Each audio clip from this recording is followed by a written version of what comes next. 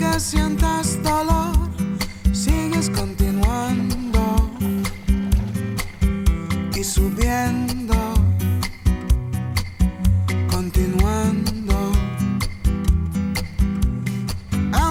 Bonjour, je m'appelle Damien Trottenard, donc je suis moniteur de voile et skipper professionnel. Et on va ensemble essayer de découvrir ce que c'est un petit peu ce métier de skipper. Pues la vida siempre te dará un camino único a ti. Con tiempo verás, con tiempo verás. Alors comment est-ce qu'on avance avec un voilier? Alors bien sûr on a un moteur pour sortir du port, mais on a surtout ce qu'on appelle le gréement. Le gréement, c'est ce qui est en fait le gréement dormant, c'est toute la partie fixe, donc le mât qu'on a ici devant nous, la baume qui est ici transversale à laquelle il faut faire attention parce que ça peut mettre des coups dans la tête. Donc on a ensuite des câbles qui maintiennent le mât qu'on appelle des haubans. Et on a sur l'arrière un patara qui empêche le mât de tomber sur l'avant et sur l'avant un étai qui empêche le mât de tomber sur l'arrière. Donc tout ça fait que ça tient très bien malgré même des vents forts par moment. Alors comment on se sert de la voilure? C'est un peu complexe à expliquer quand il n'y a pas de vent. C'est beaucoup plus parlant quand il y a une petite brise. On peut dire que d'une façon générale, il faut réussir à gonfler les voiles. Donc la grand voile et le foc. Et en fonction de la direction qu'on prend, il faut conserver un angle entre le vent et les voiles pour que le bateau prenne de la vitesse. On a également une voile, une très grande voile qui est dans un tissu très léger qu'on appelle le spinnaker et qu'on peut utiliser essentiellement quand le vent vient de l'arrière du navire. Donc c'est une voile un peu dans une toile un petit peu comme un kawé, donc très légère, et qui se grée à l'avant et qui se gonfle en avant de l'étai. Cette voile, elle sert essentiellement à augmenter la portance des voiles pour gagner de la vitesse, pour se rendre à un endroit qui est ce qu'on appelle sous le vent. Alors ici, vous êtes à l'intérieur du Gojira et donc vous avez derrière moi ici une cabine avant double. On a ici la table du navigateur, là c'est le carré, la cuisine, le coin cuisine qui est ici. Vous avez la salle de bain. On a ici en dessous de l'escalier pour descendre à l'intérieur, on a le moteur. Sur l'arrière, juste en dessous de vous, de chaque côté, il y a deux autres cabines doubles. Ce qui fait que le bateau a une capacité d'accueil de 6 personnes pour les croisières. Plus la possibilité de dormir à l'intérieur du carré si c'est nécessaire.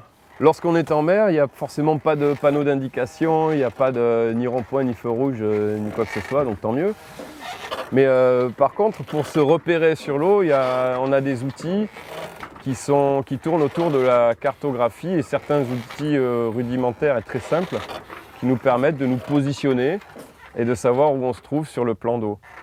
Maintenant, et heureusement, on a de l'électronique aussi embarquée à bord, qui permet de se faciliter la vie, de se simplifier la vie et de naviguer beaucoup plus simplement. On doit être capable de naviguer sans électronique à bord, ou quand même avec un minimum pour connaître sa vitesse et éventuellement la profondeur qu'on peut avoir sous le bateau. Donc ça, ce sont des informations qui sont importantes à connaître pour la navigation. Mais sinon, on va dire qu'il faut avoir une montre, un baromètre et quelques outils de navigation que je peux vous montrer sur la table en bas.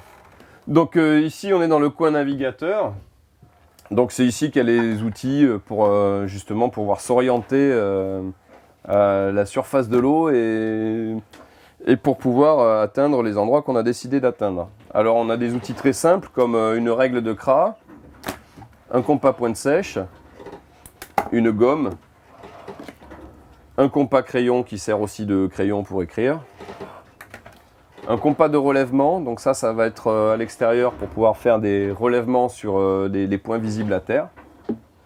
Une calculette et bien sûr un livre de bord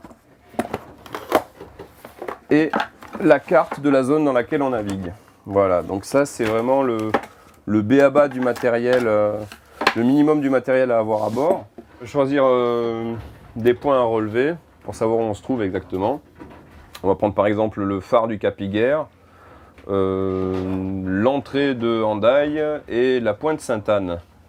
Voilà, qui est la pointe où se trouvent les fameux 2 rochers des 2 jumeaux. 230, 208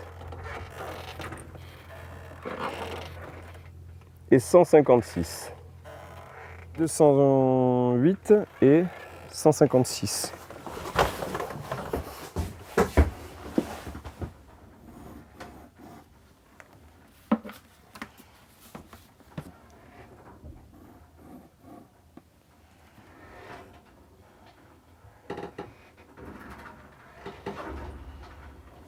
Voilà, on est à peu près sur le U du Cap Higuer.